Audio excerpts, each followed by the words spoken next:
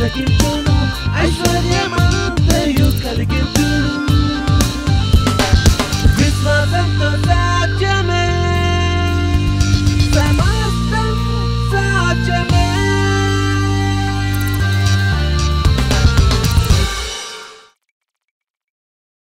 దేవుని వాక్యము గమనిస్తూ మనము దేవుని యొక్క వాక్యంలో దేవుడు మనల్ని నడిపిస్తానని వాగ్దానం ఇచ్చినటువంటి వాక్యాలు కూడా మనం చూసాం. కానీ గత వారంలో మనం కొన్ని విషయాలు చూసాం. ఒకటి, పరిశుద్ధాత్ముడు యేసయ్య నేను వెళ్ళి మీకు పరిశుద్ధాత్మను పంపిస్తానని వాగ్దానం చేయడము.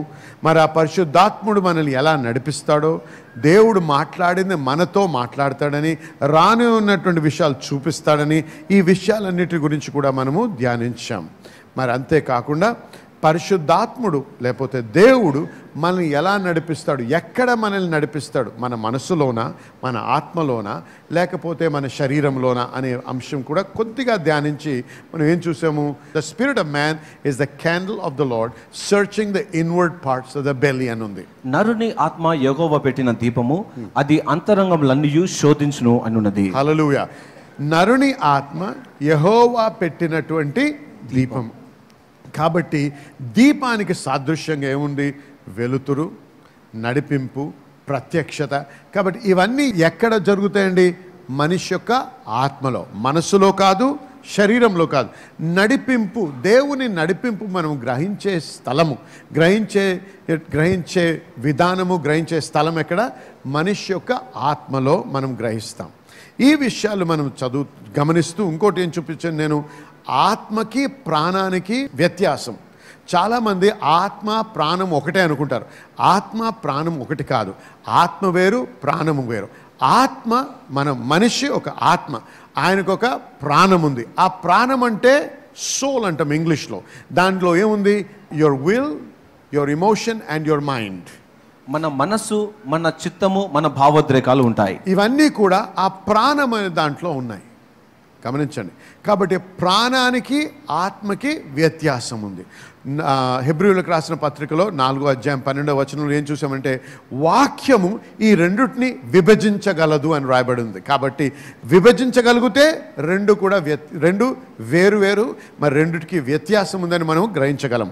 అంతేకాకుండా మరి ఈరోజు ఒక ప్రాముఖ్యమైన అంశం చూద్దాం. ఏంటంటే దేవుని యొక్క నడిపింపు ఎలా నడిపిస్తాడు? రకరకాలుగా నడిపిస్తాడు. ప్రవచనం ద్వారా నడిపిస్తాడు దేవుడు, కళల ద్వారా నడిపిస్తాడు, తన స్వరము బాహ్య చెవులతో వినే విధంగా మాట్లాడి నడిపిస్తాడు.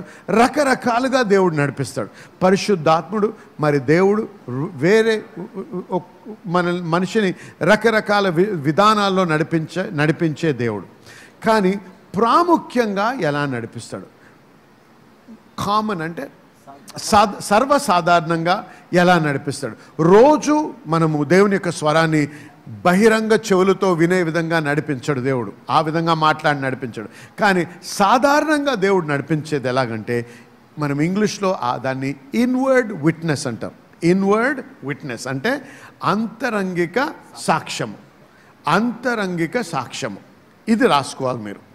దీని గురించి కొద్దిగా ధ్యానిద్దాం మనం ఇవాళ. ఎందుకంటే ఇది సర్వసాధారణంగా దేవుడు ప్రతి దినము ప్రతి అంశంలో నడిపించే విధానము.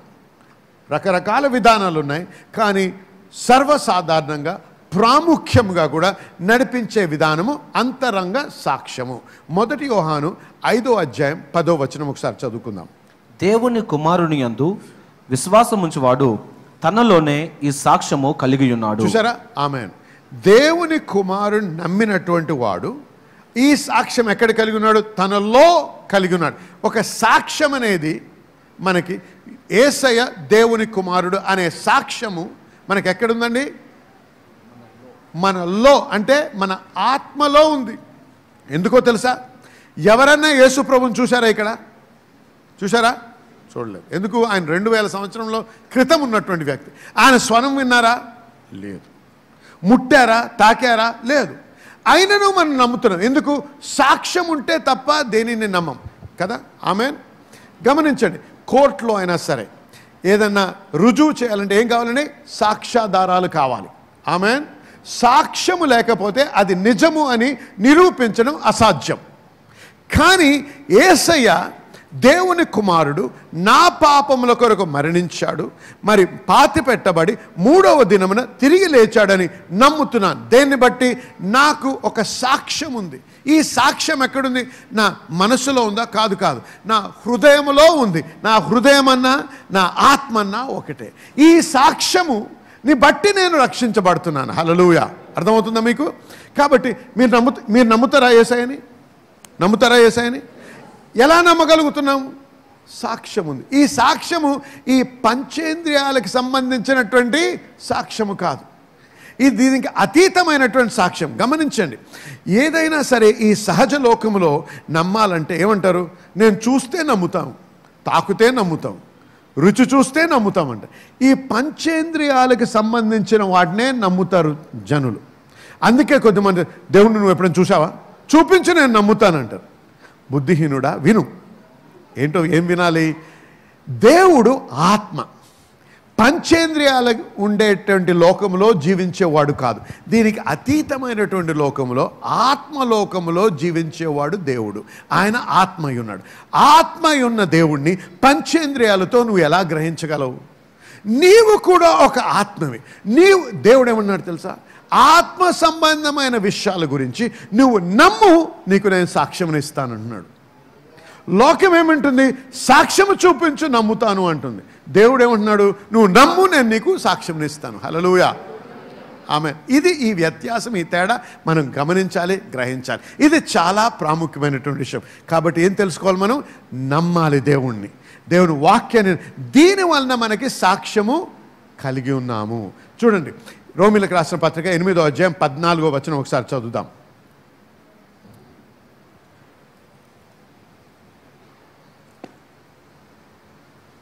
దేవుని ఆత్మ చేత ఎందరు నడిపింపబడుదురో వారందరూ దేవుని కుమారులయ్యుందురు. హల్లెలూయా. దేవుని ఆత్మ చేత నడిపించబడుచున్నటువంటి వారు దేవుని కుమారులు. హల్లెలూయా. దేవుని యొక్క ఆత్మ చేత నడిపించబడాలంటే దేవుని ఆత్మ ఎక్కడ నడిపిస్తాడు మనల్ని?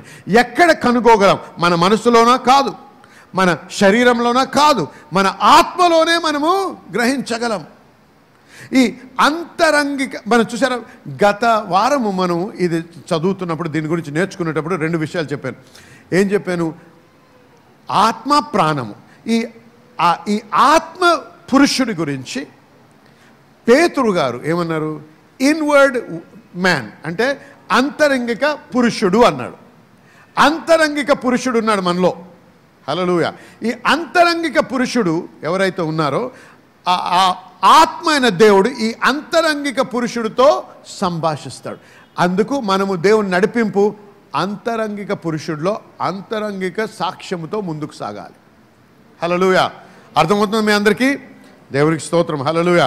మరి చూడండి, ఈ నడిపింపు ఎలా జరుగుతుంది? రోమీయులకు రాసిన పత్రిక 8వ అధ్యాయం 16వ వచనం.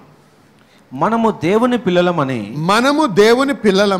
ఆత్మ తానే మన ఆత్మతో కూడా సాక్ష్యం ఇచ్చుచున్నాడు. మన ఆత్మతో సాక్ష్యం ఇచ్చుచున్నాడు. గమనించండి, ఇక్కడ ఏమన్నాడు? మనము మనిషి యొక్క జీవితంలో ప్రాముఖ్యమైనటువంటి విషయం ఏంటో తెలుసా? అతి ప్రాముఖ్యమైనది తిరిగి జన్మించుట. తిరిగి జన్మించినటువంటి వ్యక్తి దేవుని వాక్యంలో ఏమని రాయబడిందో తెలుసా? మీరు దేవుని బిడ్డలు, దేవుని కుమారులు అని రాయబడింది. మరి మనము దేవుని కుమారులు అయినటువంటి ఇంత ప్రాముఖ్యమైనటువంటి అంశము దేవుడు మనకి ఎలా తెలియపరుస్తున్నాడు? ఈ అంశం గురించి మనకి ఆయన ఆత్మ మన ఆత్మతో సాక్ష్యం పలుకుతున్నాడు. చూసారా? ఈ ఆత్మ సంబంధమైనటువంటి విషయం ఇది. దేవుని యొక్క ఆత్మ నా ఆత్మతో సాక్ష్యం ఇస్తున్నాడు, నేను దేవుని బిడ్డని. ఎవరో వచ్చి నన్ను నా మీద ప్రవచనం చేసినందుకు నేను రక్షించబడ్డాను అంటం లేదు. ఎవరో నాకు కలగన్నానండి, లేకపోతే దర్శనం చూశాను మీరు రక్షించబడ్డారంటే నేను రక్షించబడలేదు. నాకు ఒక అంతరంగములో, నా హృదయములో, నా మనస్సాక్షిలో నాకు నిర్ధారణ అవసరం, నేను రక్షించబడ్డాను అని. ఆమేన్. ఈ నిర్ధారణ, ఈ నిరూపము ఎక్కడ కావాలి మనకి? ఈ లోపల అనేదే అంతరంగిక పురుషుడు. ఈ లోపల అనేదే మీ మనస్సాక్షి. ఈ లోపల అనేదే మీ యొక్క ఆత్మ. ఇక్కడ. కాబట్టి ఈ సంభాషణ ఎక్కడ జరుగుతుందో గమనించాలి మనం. దేవుని యొక్క ఆత్మ నాతో నా ఆత్మలో సంభాషిస్తున్నాడు, నా ఆత్మతో. కాబట్టి ఇది ఆత్మకు సంబంధించినటువంటి సంభాషణ. ఈ యొక్క ప్రేరేపణ, ఈ యొక్క సాక్ష్యము ఎక్కడ జరుగుతుంది? నాలో జరుగుతుంది. ఆమెన్ చెప్పాలి. హల్లెలూయా. కాబట్టి మీరు అనొచ్చు, ఎలా తెలుసు పాస్టర్ గారు? చూడండి, ఇది ఆత్మకు సంబంధించింది కాబట్టి ఎంత ప్రయత్నం చేసినా ఈ మనసుకి అది అందుబాటులో ఉండదు. కాబట్టి దయచేసి మీ మనసుతో అర్థం చేసుకోవడానికి ప్రయత్నం చేయకండి. మీ మనసుతో అర్థం చేసుకోవడానికి ఎంత ప్రయత్నం చేస్తారో అంత కష్టమవుద్ది ఈ అంశాలు తెలుసుకోవడము, గ్రహించడం. అదే మీరు దేవునికి మిమ్మల్ని మీరు అప్పచెప్పుకొని, ప్రభువా నాకు తెలియపరచుండే, మీకు తెలియకుండానే అవును ఒక నిర్ధారణ అనేది ఏర్పడుతూ ఉంటుంది. హల్లెలూయా. హిందూ కుటుంబం నుంచి మన నిజ రక్షకుడైన యేసుక్రీస్తుని తెలుసుకోవడం జరిగింది. మన తన తల్లిగారి విషయంలో దేవుడు చాలా అద్భుతమైనటువంటి కార్యం చేశారు. మరి తన ఊర్లో ఉన్నటువంటి తల్లిగారి దగ్గరికి వెళ్ళినప్పుడు ఆ కుమార్తె కిడ్నీ సమస్యతో మరి బాగోకుండా ఉన్నటువంటి పరిస్థితిలో మరి తను అక్కడికి వెళ్ళడం జరిగింది. ఆ సమయంలో మరి విరోచనాలతో మరి చాలా నీరసించి మరి తన చాలా స్పృహ తప్పిపోయిన స్థితిలోనికి వెళ్ళిపోయారు. మరి ఆ సమయంలో దగ్గరలో ఉన్నటువంటి డాక్టర్ దగ్గరికి సహోదరి వెళ్ళి మరి తీసుకొచ్చి చూపించినప్పుడు మరి ఎక్కడ కూడా నాడి కూడా దొరకట్లేదు, మరి నేనేమీ కూడా చేయలేను మరి అనేటువంటి రిపోర్ట్ని మరి ఆ డాక్టర్ గారు ఇవ్వడం జరిగింది. మరి చుట్టూ ఉన్నటువంటి వారు కూడా వచ్చి తను చనిపోయినటువంటి ఒక వ్యక్తిలాగా తనని మరి ట్రీట్ చేయడం స్టార్ట్ చేశారు. తన మీద ముసుగు కప్పేసి తన ఒళ్ళంతా కూడా చల్లబడ్డంతో తను ఇక లేదు అనేటువంటి మరి వాతావరణాన్ని అక్కడ తను చూసింది. అయినా కూడా తను ఏమాత్రం కూడా నిరుత్సాహం చెందకుండా దేవుడు మరి అభిషేకించినటువంటి నూనెలో ఉంచినటువంటి కార్యము, పరిశుద్ధాత్మ శక్తి ఏ విధంగా మరి ప్రార్థించినటువంటి ఆ యొక్క నూనెలో మరి దేవుడు మరి చేస్తాడు కార్యం అనేటువంటి విషయాన్ని తెలుసుకున్న సహోదరి తన తల్లిగారు ఒళ్ళంతా కూడా మరి ఆ యొక్క నూనె రాసి మరి తన ప్రార్థన చేయడం మొదలుపెట్టారు. మరి భాషల్లో మాట్లాడుతూ మరి ఉన్నారు. అలా చేసినటువంటి అరగంట సమయంలో మరి చల్లగా అయిపోయినటువంటి ఆ శరీరంలో మరి మరలా తిరిగి జీవాన్ని మరి ఆ కుమార్తె చూడడం జరిగింది. మరలా నాడి దొరికి సజీవురాలుగా కుమార్తె లెగడం జరిగింది. మరి డాక్టర్ మరి ఇంకా ఏమీ చేయలేను అన్నటువంటి డాక్టర్ కూడా ఆశ్చర్యపోయి ఆ కుమార్తె మరి లెగడం చూశారు. మరి 2 రోజులు అవుతుంది ఇప్పటికీ. ఆ కుమార్తె సంపూర్ణ స్వస్థతతో ఆరోగ్యంతో సజీవంగా ఉన్నారు. దేవునికే సమస్త మహిమ కలుగును గాక.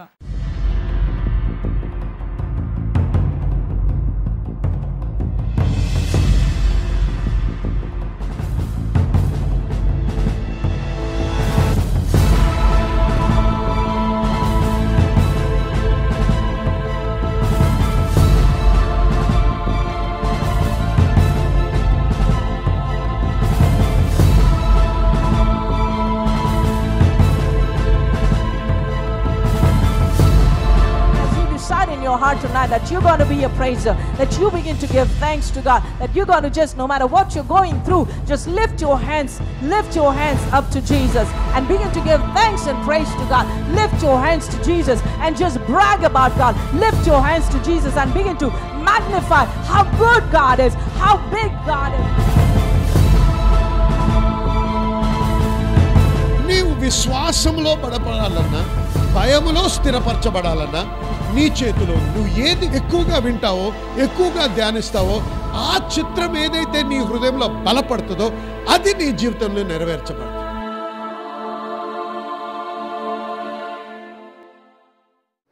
ఎంత ఖచ్చితమైన నిర్ధారణ ఉంటుందో తెలుసా? మనం యేసయ్యను చూడలేదు, యేసయ్యను వినలేదు, యేసయ్యను తాకలేదు.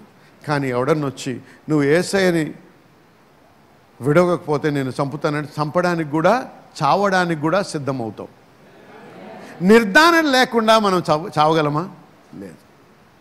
ఎంతమంది హతసాక్షులయ్యారు దేవుని కొరకు? వారు దేవుని చూశారా? చూసి నమ్ముట కంటే చూడక నమ్ముటయే ధన్యత. హల్లెలూయా. అది విశ్వాసం అంటే.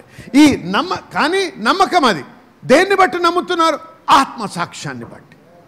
ఈ ఆత్మలో ఆ యొక్క నిర్ధారణ ఉంది కాబట్టి మీరు నమ్మగలుగుతారు. ఇది ప్రాముఖ్యమైనటువంటి విషయం అని మనం గ్రహించాలి. దేవునికి స్తోత్రం. ఇది ఇది ఇది చాలా జాగ్రత్తగా గమనించండి. ఎందుకంటే ఇది నేర్చుకొని ఈ విధంగా మనం నడిపించబడగలిగితే అన్ని అంశాల్లో మన జీవితంలో మనం ఆశీర్వదించబడగలం. అయితే పాత నిబంధన గ్రంథంలో చూసినట్టయితే పాత నిబంధన క్రింద పరిశుద్ధాత్ముడు ప్రవక్తలు, యాజకులు లేకపోతే రాజుల మీదకే వచ్చేవాడు. వారు చేయాల్సిన పనిని బట్టి వారికి ఆ నడిపింపు కొరకు పరిశుద్ధాత్ముడు వారి మీదకి వచ్చేవాడు. కానీ సహజముగా ఉన్నటువంటి జనుల మీదకి పరిశుద్ధాత్ముడు వచ్చేవాడు కాదు.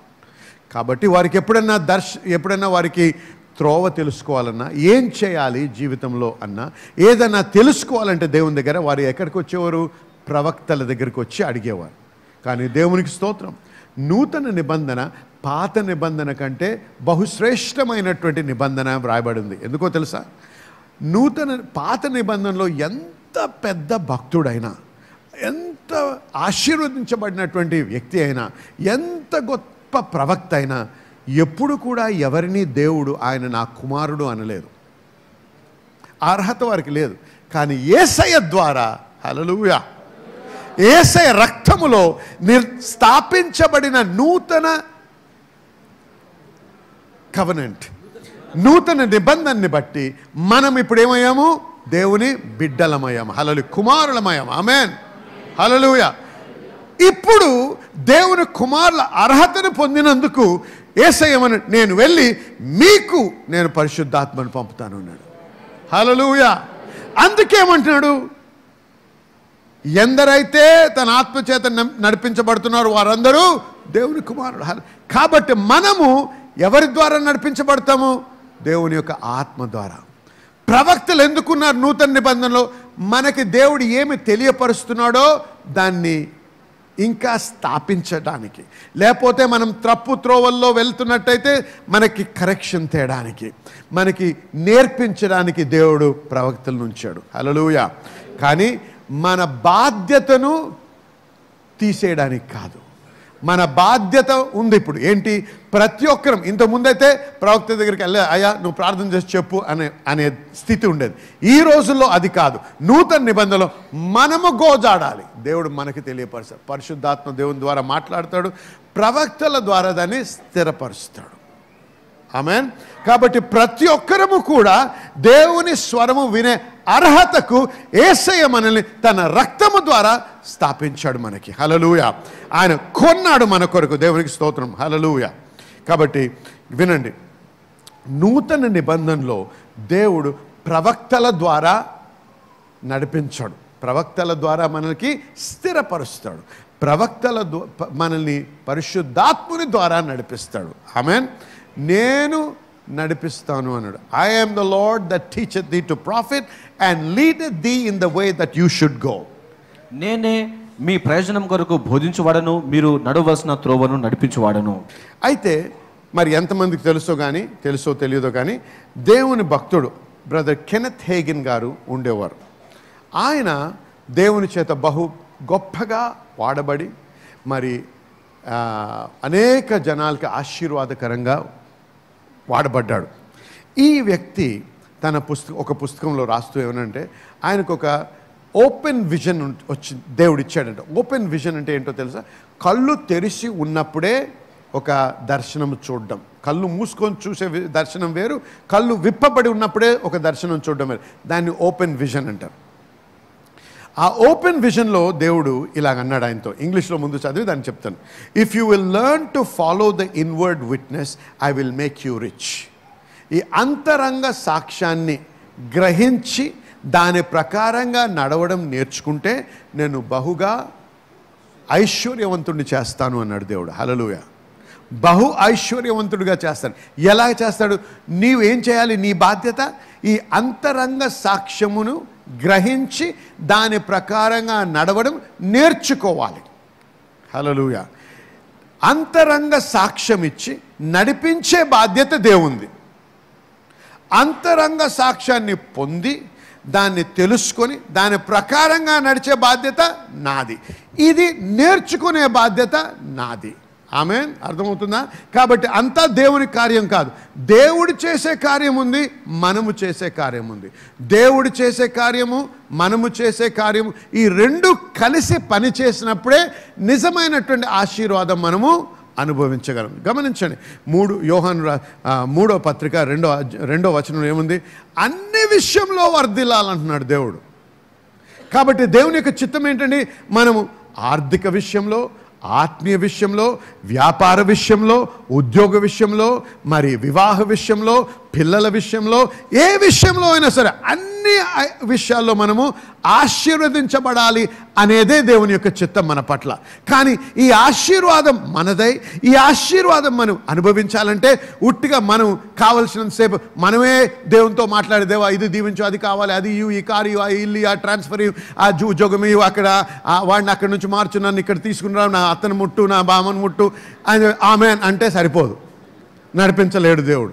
ఇవన్నీ చేసినా కూడా మనము దేవుని యొక్క ఆత్మ నడిపింపును గ్రహించే స్థితికి రావాలి. అది నేర్చుకోవాలి. చాలామంది క్రైస్తవులకి ఏం తెలుసు? వారి అవసరాలు, వారి అక్కర్లు దేవునికి తెలియపరచడమే తెలుసు, కానీ ఆయన స్వరము వినడం నేర్చుకోలేదు. అందుకే ఓడిన స్థితిలో ఉంటున్నాం. అందుకే అన్ని విషయాల్లో మనం ఐశ్వర్యము, దేవుని యొక్క దీవెన గమనించి అనుభవించే స్థితిలో రాలేకపోతున్నాం. కాబట్టి ప్రాముఖ్యంగా జనులారా వినండి, మన బాధ్యత ఏంటో తెలుసా? మనల్ని మనము ఆత్మ పురుషుడిలో కట్టుకోవాలి. హల్లెలూయా. ఏమన్నాడు ఆయనతో? నీవు కానీ నీ అంతరంగ సాక్ష్యమును బట్టి నడవడము నేర్చుకున్నట్టయితే, షరతుంది ఇక్కడ, నేను నిన్ను బహు ఐశ్వర్యవంతునిగా చేస్తానన్నా. అంతేకాదు, I will guide you in all the affairs of life. జీవితానికి సంబంధించిన అన్ని విషయాల్లో నేను నడిపిస్తాను.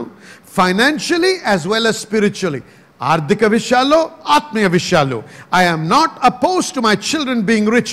నా బిడ్డలు ఐశ్వర్యవంతులుగా ఉండడం నాకు అయిష్టము కాదు, కానీ ధనాపేక్ష కలిగిన వారై ఉండకూడదు.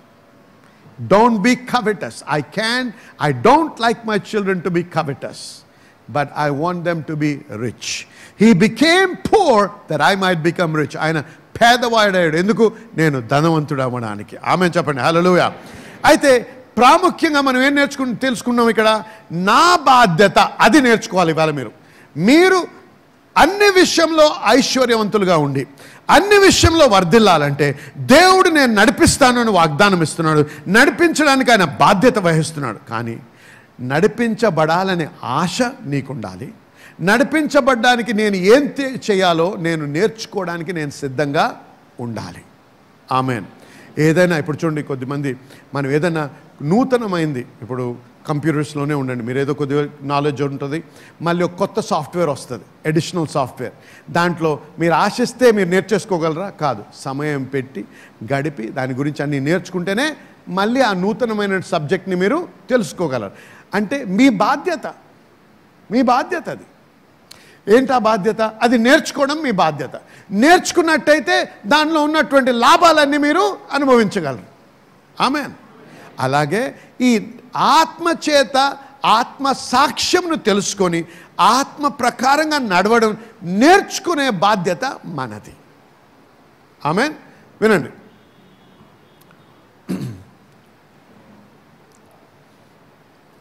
ఆత్మ సాక్ష్యము ద్వారా నడిపించబడాలంటే నేను నా ఆత్మను బలపరుచుకోవాలి.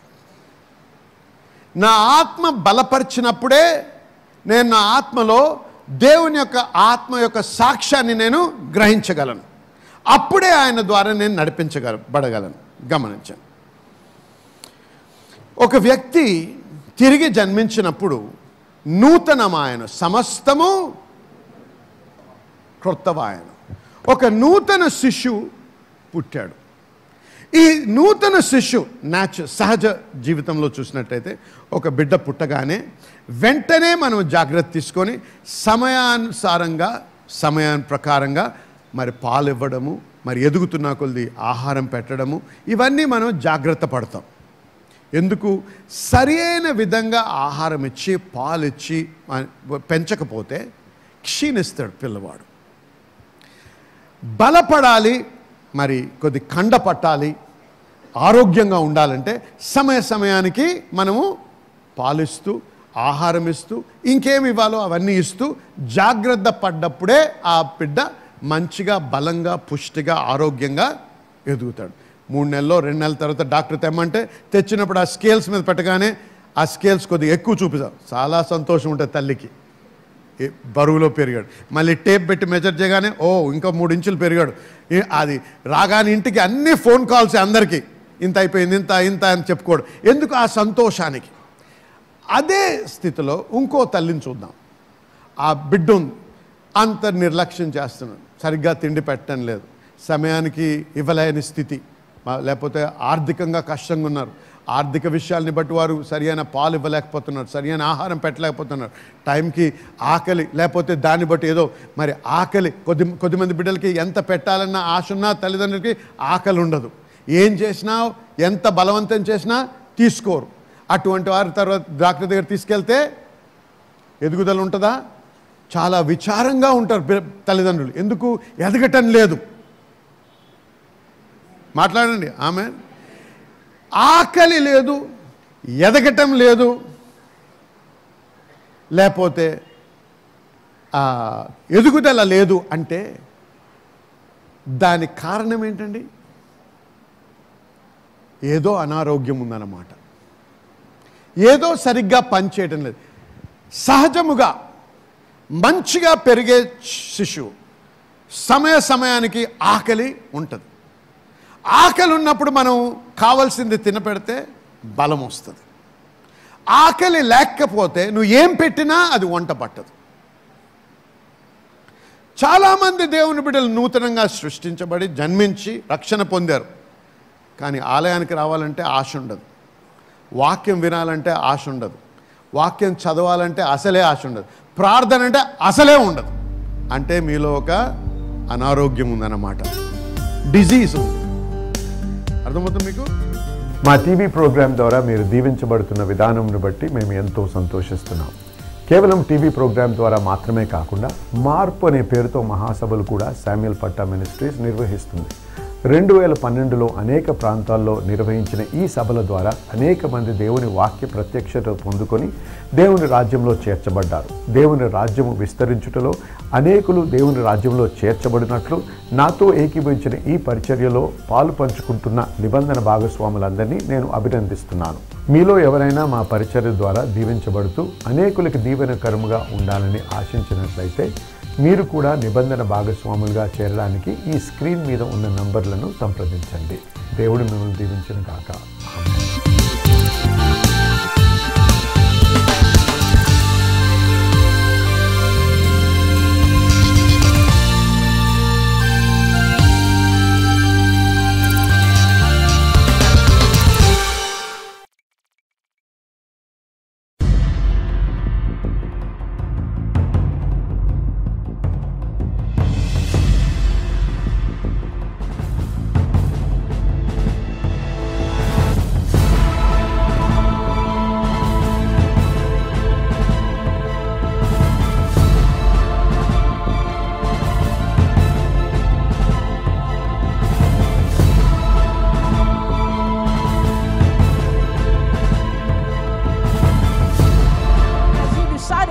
Tonight that you're going to be a praiser, that you begin to give thanks to God, that you're going to just, no matter what you're going through, just lift your hands up to Jesus and begin to give thanks and praise to God.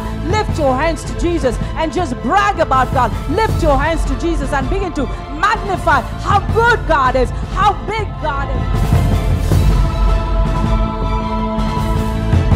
నీవు విశ్వాసములో బలపడాలన్నా, భయములో స్థిరపరచబడాలన్నా నీ చేతిలో నువ్వు ఏది ఎక్కువగా వింటావో, ఎక్కువగా ధ్యానిస్తావో, ఆ చిత్రం ఏదైతే నీ హృదయంలో బలపడుతుందో అది నీ జీవితంలో నెరవేర్చబడుతుంది.